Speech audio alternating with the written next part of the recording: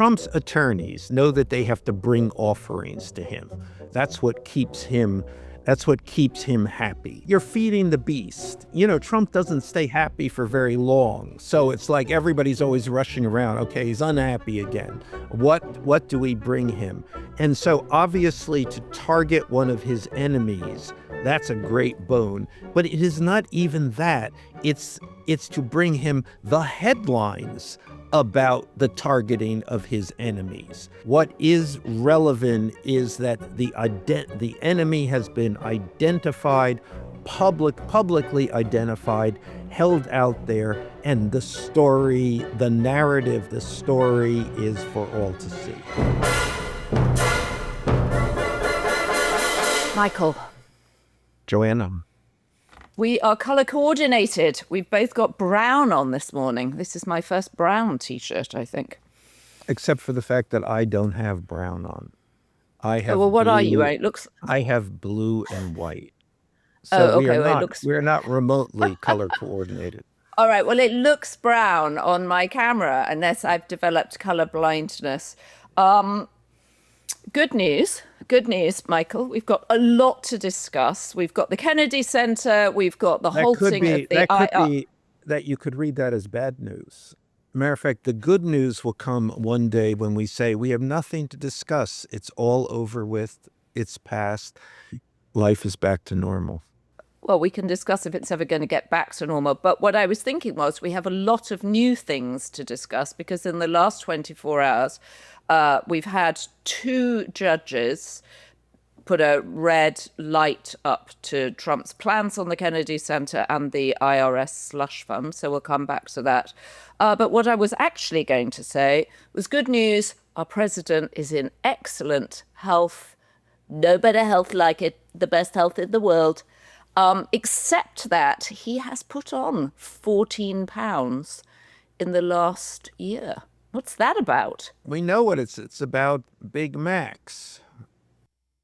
It's about quarter pounders. It's about, I mean, it shouldn't be a surprise. The man eats terribly. He doesn't exercise. That is going to equal 14 pounds. And 14 pounds is probably a lie because he lies about his weight. He lies about his health. He's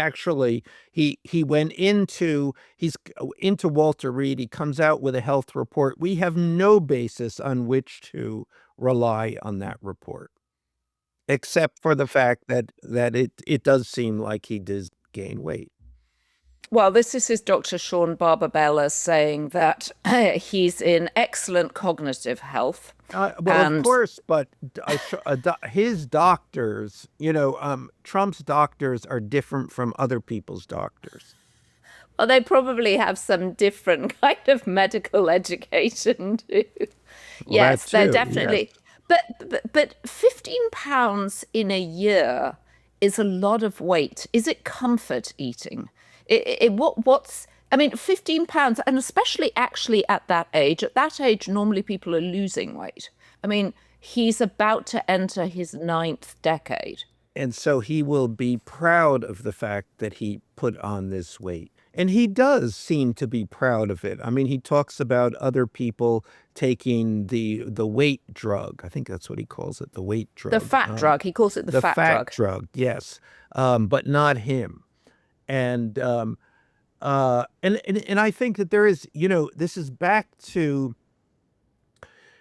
Make America Great Again, goes back to that kind of, the 50s and 60s moments when men of a certain accomplishment actually liked to be fat. I remember when I was a kid, the men around my father, businessmen, they were fat. And they were Roger Ailes proud was of fat. it. Roger Ailes was from Fox News. Roger Ailes, yes. Proud to be fat. And Roger Ailes is the person who memorably said to me, dismissively, your people live in, this would have been 2016, your people live in 2016. My people, and he meant the Fox audience, they live in 1965. And I think, and that is, first thing, I think a very perceptive way to see his audience and his business, but it's also a insightful way to see Donald Trump. I've totally forgotten, by the way, to ask people to press the subscription button. We are trying to get to 1 million viewers, subscribers, I should say, by the end of the year. If you haven't subscribed, please do. There aren't that much independent media around. We are independent and we rely upon your support. Okay, so just do you think he's going to double down and eat twice as many burgers? Does he want to put on 30 pounds by this time next year? I've seen the man eat burgers. I don't know how you could eat more. I just don't know how you can stuff in anything else. All right. Well, they're not going to have a burger stand at the Kennedy Center because he's washing his hands of the Kennedy Center, he says. We know that Donald Trump's favorite thing is to put his name on anything, on steak, on water, on champagne, on the side of a train, on the side of a plane, but in particular on buildings. As you've frequently pointed out, it's actually one of the things that he's done successfully, is throw his name everywhere, but not so fast on the Kennedy Center. A judge has said this is not okay. You did it without any kind of congressional approval. And Donald Trump sent out a blistering Truth Social saying then the Department of Commerce could have the Kennedy Center, and he had washed his hands of it. Well, the other thing that he is another favorite thing, in addition to putting his name on buildings, is to express his petulance. So this is what we have. We had the name on the building. Now we have Donald Trump, petulant Donald Trump. I'm giving it back to you. You deal with the Kennedy Center. But this will only be temporary until he figures out another way, because then there will be double down Donald Trump. And he will double down on some way to figure out how he can put his name back on it. This is going to be in his head. This is going to rankle him. I need my name on the Kennedy Center. I deserve my name on the Kennedy Center. In fact, it should just be the Donald Trump Center and forget Kennedy. Right, exactly. Why hasn't he even done that? I'm just going to read, for those of you who don't follow Truth Social as closely as I do, I'm just going to read the beginning of his petulant post. Shockingly, a judge appointed by Barack Hussein Obama, Christopher Cooper, first line singling out the judge, as we know, to make this incredibly personal, ruled that the Kennedy Center, which was going to close in early July for large-scale renovations and construction due to years of neglect, decay, and poor maintenance, and which was to be transformed by the Trump administration into the finest facility of its kind anywhere in the world, is not allowed to close for these renovations, which would not be possible to properly do without such a closure. One of the things that they are going to do now, and this goes to the whole bifurcation of the American justice system, is that they will shop for a Trump judge. In other words, this is they have a ruling by an Obama judge. Now they will find a Trump judge who will give them the ruling that they want. It's almost now is predictable. You can do that. Trump judges will deliver Trump justice, and equally, non-Trump judges will take the other side. Right. I mean, he adds in the first paragraph of that, additionally, Judge Cooper ruled that the 36-member board of trustees, remember that he just basically fired the board and then put in his own people, including Usha Vance and including Susie Wiles, which unanimously voted to add the name Trump onto the former Kennedy Center, making it the Trump Kennedy Center, did not have the right to do such an addition, and the name Trump must be removed. And then he goes into a sort of whining rest of the post where he's just complaining bitterly about it. And I mean, this is important. I mean, the judge makes an important and, shall we say, obvious point that these bodies appointed by Trump, bodies that are supposed to have an independent function, are no longer independent. And it's not at the Kennedy Center. It involves almost every governmental body or semi-private body that has been appointed by Trump must deliver what Trump wants. Right. And I just want to remind people of the talent that quit the Kennedy Center. So Renee Fleming, who stepped down as the artistic advisor at large, Shonda Rhimes, who resigned as the Kennedy Center treasurer and trustee, Bella Fleck, Peter Wolff, Philip Glass, the Hamilton cast pulled out of a run there, the New York City Ballet, the San Francisco Ballet.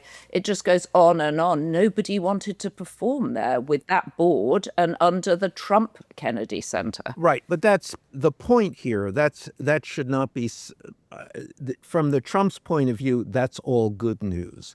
What he has attempted to do, I mean, quite explicitly, is to change the whole cultural equation. And he doesn't want those people. Those are liberals. Those are Democrats. Those are lefties, whatever. His vision is it is not only it is, when he says it is the Trump Kennedy Center, that is in fact meaningful. It's not just that he wants his name on the building, but he is making a statement. This is a MAGA center for the performing arts, which means basically no arts. And well, it means Kid Rock every night. Yeah, I mean, basically, if he had his way, yeah, it would be Kid Rock, it would be UFC, it would be the opening of the Melania movie. Perhaps that would play on a continuous 24/7 loop. And it would be Les Miserables. And yet, I think there was a sort of, Shonda Rhimes makes drama for everybody. Scandal, Grey's Anatomy, Bridgerton. His viewers watched those. Hamilton revolutionized Broadway. So the idea that MAGA voters or Republican voters only want to watch Kid Rock is wrong. I disagree with that. I think they only want to watch Kid Rock. I don't think that they like that. I don't think they go to Hamilton. The Shonda Rhimes thing, maybe somewhat, but I don't think so. I mean, I think Republican voters have Netflix and they love Bridgerton. They love Shonda Rhimes shows. Shonda Rhimes shows speak to everybody. I think you're totally wrong, actually, and I think that's a big discrepancy here and a big misunderstanding, and that's why Fox News succeeded. I mean, the idea that Fox News watchers would watch that other stuff is really, it's a hard alignment. I mean, these are two different worlds, and I think your view is a pretty typical liberal view that, in fact, we share something. We don't share anything. It's down the middle, and that is something, by the way, that Trump understands, which Democrats don't understand.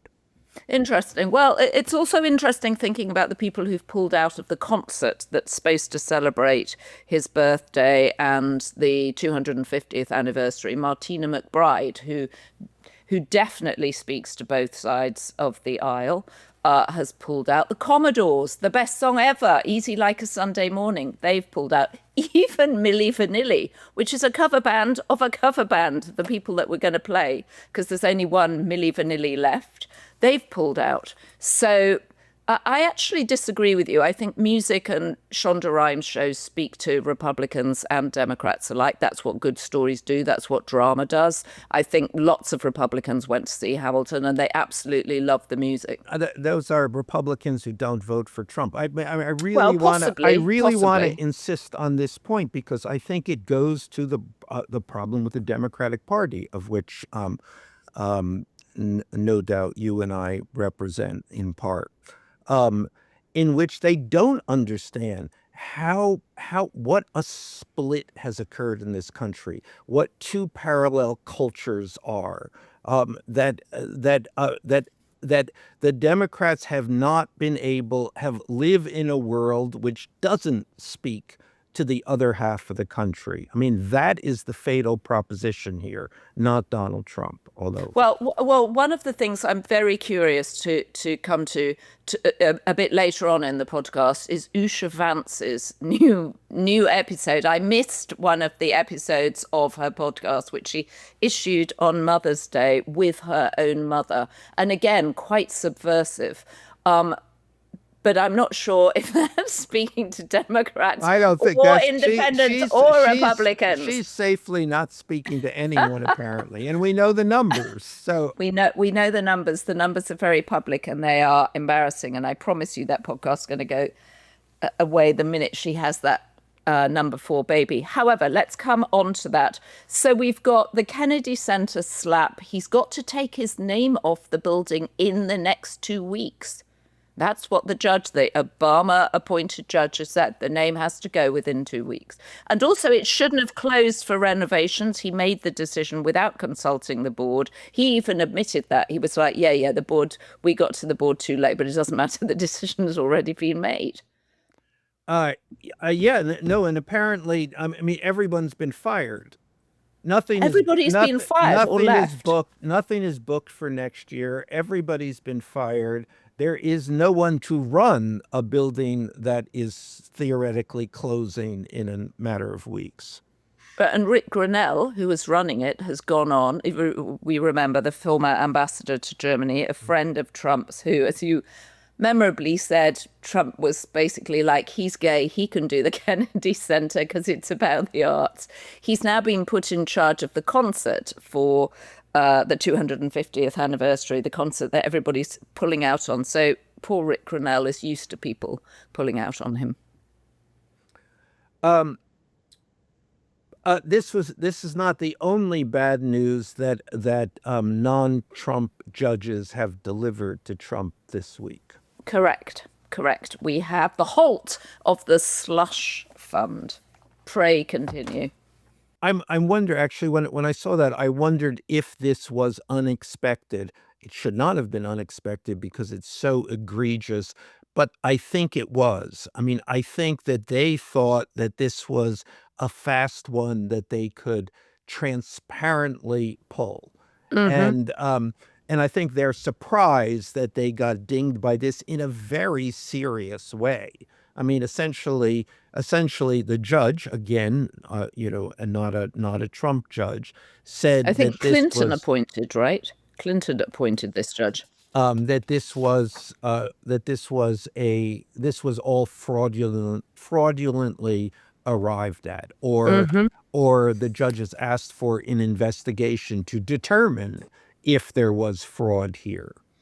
Right. And this, I mean, several people have brought cases against this slush fund. And this is just to remind people, he sued the IRS for $10 billion, saying that they had humiliated him by releasing, or one of their contract workers had leaked some details of his tax returns. And then he agreed to settle essentially with himself. So he sued his own IRS and then agreed to a settlement with his own IRS of $1.776 billion, which would be doled out by a 5-person commission to people who claimed or could prove that the DOJ had been weaponized against them. The Biden DOJ had been weaponized against them. So several people have brought lawsuits against this, including 2 policemen who were injured at January the 6th. But this particular case has been brought by 35 former federal judges who are outraged at what they see as the misuse of the law, and, as the judge said, a lack of candor about what was said in the courtroom. There is the fundamental issue here, and this is an issue that essentially challenges everything. You cannot file a lawsuit in which you are the decision maker on that lawsuit. I mean, that this would be like a judge in a court, a judge sitting on a court files a lawsuit and then gets to be the judge on the case, which is effectively what the president has done. He sued the IRS which is an agency that he has control of. So therefore, he sues the IRS, and then he gets to decide that the IRS has to settle with him. No, it's Lewis Carroll like. It's Alice through the looking glass. But happily, it appears to have been stopped. And now there's a conversation apparently going on. And I'm curious to know if you've talked to people about this, where there's been more backlash to this slush fund, the $1.8 billion slush fund, especially because people are outraged at the idea it might go to January the 6th protesters. That they might drop it in exchange for refunding ICE.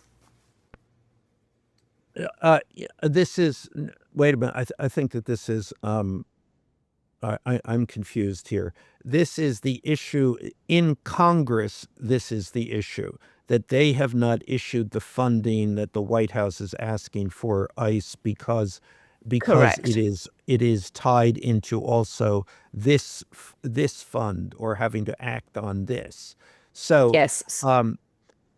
so we don't know what I mean. Congress is whatever Congress will do is always a problem, because they do ultimately what the president wants them to do. So the more pressing question is, what will the White House do with regard to dealing with this decision, or appealing this decision. And I think actually that the same thing goes for the Kennedy Center decision. They will go into this and try to figure out how they can get before a Trump judge. Again, that's the larger issue here, this total bifurcation of American justice. Do you think this plays well for Todd Blanche? I mean, it's very interesting how he's out front in these decisions. And suddenly you feel like he's overexposed. This is going to go very badly for him. And then, of course, we had Pam Bondi blaming Todd Blanche in her behind closed doors meeting with Democrats late this week, blaming him for the mess she claims around the release of the Epstein files. Let's discuss this, because something clicked into place for me when I saw about this Pam Bondi testimony. So from the beginning, I was always kind of wondering, why didn't Todd Blanche get the top job? Right. Why is he acting? You mean when she got No, fired, why no, was he no, put in no, acting? Oh, no, do you mean not at originally? all.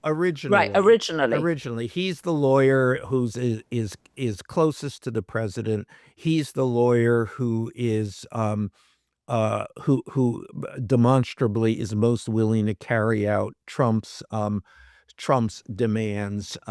He's the lawyer who is closest to Boris Epstein, who is really the person closest to all of Trump's legal aspirations and planning.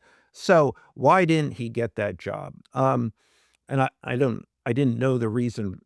I mean, I never kind of came to a conclusion about the reason for this, but the Pam Bondi testimony, when she's essentially saying she had very little discretion here and Todd Blanche was in charge. What clicked into me is that I remember in the first administration, in the earliest days, matter of fact, even before they got to Washington, Trump wanted Rudy Giuliani to be his attorney general. That was it. Rudy's going to be the attorney general. And then the people around Trump, MAGA people, Steve Bannon said, what are you talking about? He is, Rudy is at best a moderate Republican, if not practically speaking a Democrat, and pro-abortion. He is never going to get confirmed by a Republican Senate.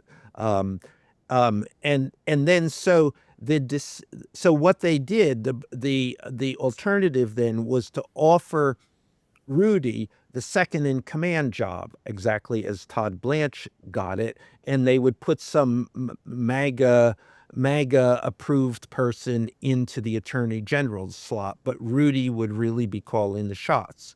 Now, And Rudy, can we just remind people that they then put in Jeff Sessions from Alabama as the Attorney General, who promptly recused himself on the Russia investigation, and then Trump basically went all out to bury him. right. So anyway, Rudy declined that. That wasn't, Rudy felt he was much above that. He deserved to be the attorney general, et cetera, et cetera.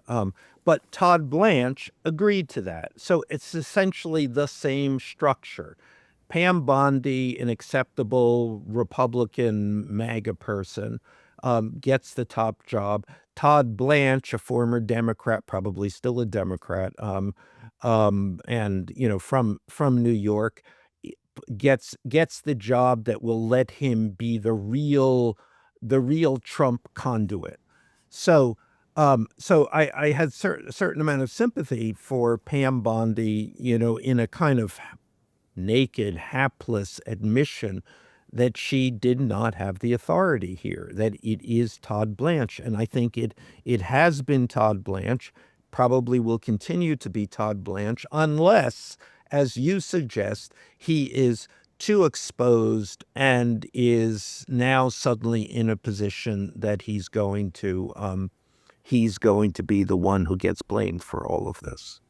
Yeah, I suddenly thought, oh, especially with the two decisions yesterday, this is going to play out really badly for Todd Blanche. I think it will play out badly for him in the long haul on a macro level anyway, but immediately it feels like it's playing out badly. Why do you think he hasn't been given the Attorney General job post Pam Bondi, given he's doing all the work?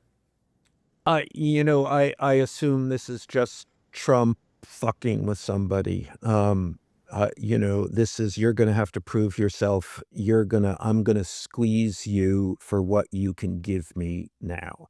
And clearly he is giving. I mean, he is now, on top of Trump's list of demands is going after Trump's enemies.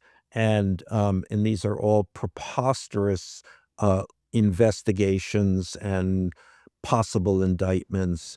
And but Todd Blanche is pursuing them anyway because Trump wants them to be pursued. It was interesting to see Pam Bondi yesterday with her white bandage across her neck, as we know she's developed thyroid cancer, which is treatable. But I can't help wondering if she thinks, gosh, I mean, it must have been I imagine, the most stressful year of her life, having to deal with the Epstein files and just being the Attorney General in this crushingly busy year for Trump, where he's trying to do everything he can to get his own way. And I wonder when she stepped down, A, if she knew she had cancer, and B, if there is some sort of karmic. I mean, there's two women working for Trump who've now got cancer. Susie Wiles has got breast cancer. Pam Bondi's So got. you're a proponent of cancer as metaphor. Well, I'm a proponent of the body keeps the score, actually, and I wonder. I just wonder. I mean, I wonder if she wonders too, if this is why she got cancer, because it was so stressful. It sort of sounds like a kind of RFK It does. You're right. You're diagnosis right. here. So I might resist that, but But we do know that stress triggers things. Stress definitely triggers things. I don't know what that means. Stress triggers things. Well, I think it. Sounds very unscientific. But I do think that she had a rotten year. Absolutely. And I think working for Trump, and one of the interesting things is everybody knows this. Everybody has seen that everyone in the past has had a terrible time working for Donald Trump, and it always ends in tears. And yet they go to work for him still. Yeah. Go figure. And he manages to eat the wrongest of wrong diets, and as we know from his doctor Sean Barbabella, is in perfect health. But come back to I mean Todd Blanche was a totally fascinating figure, and And I think when this story is written, the story of Trump's second term, Todd Blanche will be a pivotal figure. But so the president made him open a criminal investigation the other day, which we talked about on Thursday, into his leading nemesis in, I think kind of may be the leading nemesis, which is E. Jean Carroll. And now this is preposterous on every level. And you might ask why Todd Blanche would have done this, not figured out some way to get around this, and also why Donald Trump would have pursued this. And I think this is it's central to understanding what's in his head, because it's all about who his enemies are. That's the thing that most motivates him. And it's because he functions in a world, other presidents function in a world, in a political system and a historical system, see themselves as part of this, much larger thing. Trump doesn't.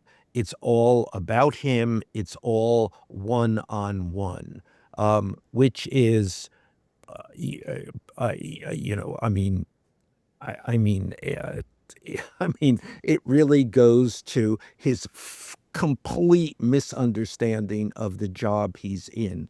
At the same time, it really is, I believe, part of his appeal. So, politics as this abstract thing, he manages to convert, reduce to personalize it. Well, and it's how he runs his foreign policy, right? He wants to be, and he keeps saying he's friendly with Putin. He trusts Putin. Putin trusts him. He trusts Xi Jinping, that Xi and he are friends. He gets on great with them, as if his relationship is more important than anything else. Yeah, no, and I think it's that thing. It's what people, we find this appalling, and I think many people in the country find it appalling. And certainly the numbers, his polling numbers now indicate that. At the same time, it is exactly the thing that makes so many people pay attention to him. So many people follow the story instead of turn off to the story. Right. And do you mean because it's also very relatable that everybody has enemies? Everybody is, well, I'm not saying everybody's motivated by their enemies, Well, but I would say it's more, it makes the story, it personalizes the story. Abstract stories about policy, stories the way Democrats present the story of power in politics, are not relatable. They're not followable. They're not even understandable. But this is, I have an enemy, E. Jean Carroll. She's a rotten person. I didn't do it. Which is another, she's not my type. yes, which is another thing that I actually think that in his mind he believes he didn't do it. So it's it becomes a very powerful me against somebody else, and that's drama. That's a reality show.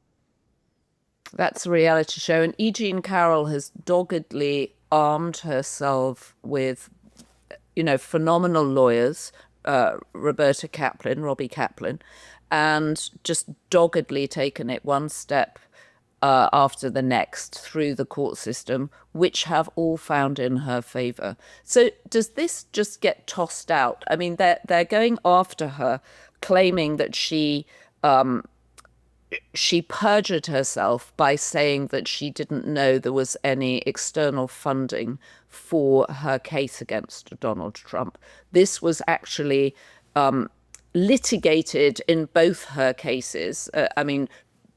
Trump's legal team raised this, and each time the judge said, no, that's irrelevant. It's nothing to do with this. So they're going in the back door through a criminal charge. What happens? Does this just get tossed out? Yeah, no, and there's an interesting thing. So Trump expects Trump's attorneys know that they have to bring offerings to him.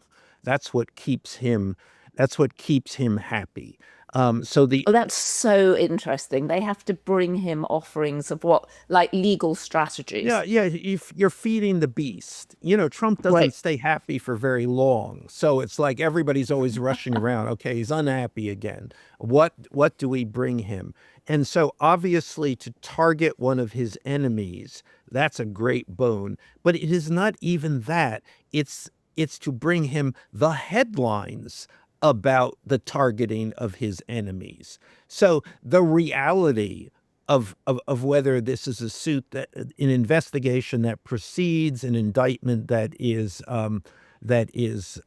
obtained, an indictment that holds, irrelevant. What is relevant is that the enemy has been identified, publicly identified, held out there, and the narrative, the story is for all to see. So if you're writing this as a reality show or you're plotting it out, it's the C subplot. There's always an A, there's Exactly. the A plot, there's the B plot, and then there's a sort of subplot running along the bottom. And this is one of those. Exactly. Okay, we're going to go after Eugene, and at some point it'll get thrown out, but it doesn't matter because I've had the headline, I've had the dopamine boost of knowing that I'm going after Eugene. Meanwhile, I don't know how Eugene Carroll keeps going with this sort of venom against her, but I guess she's determined to stick up for what she knows happened to her and what a jury agreed happened to her. And I just want to recommend once more the documentary about Eugene, which comes out I think it comes out on June the 1st officially, or perhaps it was this week officially, but it's really an incredibly good watch. And it really explains the whole story in a very human and, to your point, relatable way. I wonder if he's watched it. I wonder if Todd Blanche has watched it. What did you think of Todd Blanche when you saw him in court? I remember you saying that Trump would frequently, hold up pictures of his lawyers and say, they may not be the best lawyers, but I do have hot lawyers. Yeah, well, and he didn't mean Todd Blanche. Oh, he didn't? Okay, No, that's really... He meant Pam Alina. Bondi. No, he meant Oh, Alina Alina Harbour. Habba, and that the lawyer in Virginia who they put in as Lindsay Halligan, yes, with all exactly, the hair, who exactly.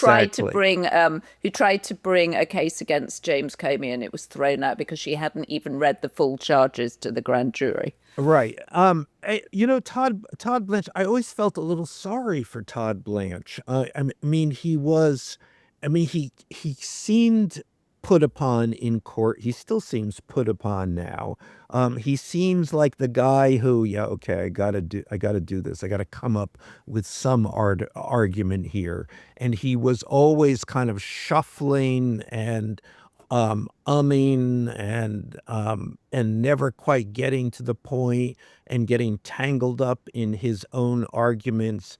I mean, this was in Trump's in the indictment and ultimately conviction in New York about the Stormy Daniels case, and the prosecutors were fantastic. And Blanche was hesitant, um, could never get it out of his mouth, and Trump would yell at them, "Why can't you get it out of your mouth?" Was Say this when Trump yelled at them, "Have you heard of Perry yes, Mason? Why exactly. can't you be like Perry Mason?" Exactly, Right. exactly. And they all were there, all long suffering, all having to sit around this table at the breaks while Trump would ream them out, including Todd Blanche. Most of all, Todd Blanche. Todd Blanche was the lead lawyer on this. Yes, I think in last Thursday's podcast, I mistakenly thought that Todd Blanche was actually defending Trump in the Eugene Carroll case. And of course, it was the Stormy Daniels. Eugene Carroll, Stormy Daniels, Yeah, no, tomatoes. yes, no, yeah. Alina Habba was in the Eugene Carroll case. Right. Alina Harbour. There was a memorable moment when he really reamed her out, Alina Habba. And I mean, it shouldn't be that memorable because every one of these lawyers gets it. So another question, why would they put up with this? These are adults. These are professionals. These are people who who can easily find some other way to make a living, and yet they put up with this. Beyond, there's something on your I know. screen. I was just going to say, I think people have been used to seeing my marmalade cat. I actually have a little white cat too, who's suddenly hopped onto my knee. They like to come and torment me when I'm podcasting, but she has what's I can known as only see the tail. yeah, I come know the on, tail is confusing, the and she has tail what's is. known as a lion cut, which is where they leave this plume of fur at the end. But this is her. She's actually a very sweet little cat. I actually thought you were dusting in the middle of our. Oh, that I was multitasking on the Yes. podcast. Yes, for people who are listening to this, they're probably wondering what we're talking about. One of my cats jumped on my lap, and you could just see on the video her tail, so it looked a bit strange. I do want to refer people to Usha Vance's Mother's Day episode of her story time with the second lady. I think we might have a clip because she has her own mother on, Lakshmi Chulakuri, who is a science professor. Hello, I'm Usha Vance, and welcome back to Storytime with the Second Lady. I'm so glad you've joined me again to read together, because when we read, we grow. Do you like reading with your parents at bedtime? In our family, we read together every night. My parents also used to read to me when I was a kid, so I'm excited to introduce today's extra special reader, my mom, Lakshmi Chulakuri. She's a wonderful mom and a great storyteller. She's also a scientist who teaches college students. She's also a science teacher who teaches college students. Why does Usha sound like such a dope here? I mean, every word is a kind of strangled and obvious, and nothing that you would say in the normal course of saying anything. It's a different kind of podcast format or art form than I've ever come across before. Her mother then reads from the Just So stories, Rudyard Kipling, about how the camel got his hump. It's illustrated with completely different illustrations than the actual book. I know because I had that version of the Just So stories. And also, this is a government who's done more to defund science and science research than any in living memory. And Usha's mother must know that. And of course, she wants to support her daughter, but the cognitive dissonance of watching these two, pretending they are doing this for a children's audience, no child is going to sit and watch it. I mean, who's come up with this? It's terrible. It's terrible. Well, somebody is writing this script, the most pedestrian, unthought out. Let's remove all personality. Let's make this sound as phony as we can possibly make it. What is the point of this? You're absolutely right. It's impossible. And yet it's impossible also not to think that Usha's injecting her own subversive subtext into it by having her mum on, who's a science professor. I don't know what to say. And at one point, her mum talks about evolution and explains what evolution is. And you think, oh, good, because MAGA evangelical voters probably don't agree with this. A lot of them will be creationists. So, I mean, I can only think that it's her own little subversive way of staying true to her Democratic parents and the fact that she voted Democratic in the 2016 election, according to her friends. Well, and this is curious too, because we just had, I think there was a story that hit yesterday or early this morning, which is essentially about Trump's ambivalence about J.D. Vance as his successor. Mm-hmm. So this is now starting. This is a little bit of more than just a little bit of a drumbeat. This is now broken wide. And I assume that this is a leak from the Trump people. and it's a shot over JD's bow. It's what we are going to start to see from here on in is Trump pulling the strings of these people, this warning thing, your fate is in my hands. And this would, Trump is going to tie this in his head to the Paxton victory in Texas. I can do it. I have control over the Republican Party. The party will do what I want the party to do. You, JD, I am your audience of one. And also he wants 100% loyalty. yes, Right. absolutely. 100% loyalty. And what we know is how fast JD Vance, might not have been him, but his crew leaked the fact that he was the so-called grown-up in the room over the discussions about Iran, and he didn't want to go to war with Iran. He thought it was a bad idea. So Trump immediately sent him over to Pakistan to then head off peace negotiations, or head start peace negotiations, which didn't go very well. And it's a horrifyingly long flight from DC or wherever JD Vance was. And now he's put him in charge of fraud. He's had to get up there and say he's going to get on top of fraud.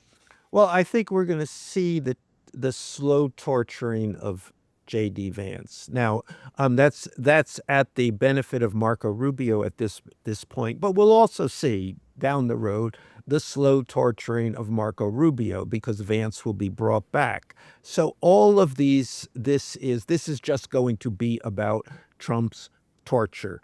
And all to the point that one of these Republican potential successors will not be his successor because he doesn't want a successor. Right. He's going to leave scorched earth behind him. And he'll be like Joe Biden saying, I'm the only person that can beat Donald Trump. Wait a minute. Donald Trump. Well, do you remember that Joe Biden... Joe Biden became convinced that he was the only person. His selling point was, I am the only person that can beat Donald Trump. And Donald Trump thinks he is the only person that can beat whoever the Democrats put up. No. That's a misunderstanding. What it means is that Donald Trump is the only person who can beat Donald Trump. So the idea that one of these people would have the temerity to think that they can replace him is what he will make sure does not happen. Yeah, it's the thing that Bob Iger did when he was CEO of Disney. He didn't like the fact that someone came after him. He put Bob Chapek in the job and then lobbied to get rid of Bob Chapek. The board agreed with him and he came back, and he would have been better off staying away from Disney. He had a miserable second time round. Although this has not been true for Trump second time round, he's enjoying himself. And Trump will return to Mar-a-Lago, as he returned to Mar-a-Lago once before, as the once and future Republican president. I wonder if the reason that he's put on weight is because they paved over Jackie Kennedy's Rose Garden, put in a Mar-a-Lago style terrace with umbrellas, and he keeps hosting dinners there. And he's also been rushing back to Mar-a-Lago at the weekends for all sorts of fundraisers. So he's obviously doing a lot of eating. I did hear one thing, which I was curious to know if you'd heard about, which is that after his China trip, he was advised not to fly as much, which is one of the reasons he didn't go to the Bahamas and why he stayed in DC for the last couple of weekends. Do you think that's a possibility? No, that seems to be, that's what they're putting out for whatever to justify why he didn't go to the wedding. And that's a wedding cover. That's a wedding cover that Trump was told he shouldn't fly, but I would have thought it might trigger more anxiety about his health. One thing does not, two things can be true at the same time. Very true. Very true. And the Daily Mail has some photos today, I noticed, of Don Jr. and Bettina Anderson. And, it's fascinating. Anyway, resounding thumbs up from our comments about doing a book club, Michael. So we have to think about how we actually do this so people have a chance to read the book, and perhaps we can talk to some of the authors of the books if they're still alive, because we can also do books from authors who've passed on. But our goal is to select books that really help people understand what's going on through the lens of similar characters, or what is our goal? I don't know. I hate book clubs. I hate the whole idea of book clubs. Well, I've But never even been in a book club. so I don't. I think we should have. But I like the idea of books. So however we're going to proceed, um, I think the books that are adjacent to this story, to the Trump story, are exceedingly important. I mean, obviously, I've written quite a number of them. So, Oh, so we're not going to start with your book, no.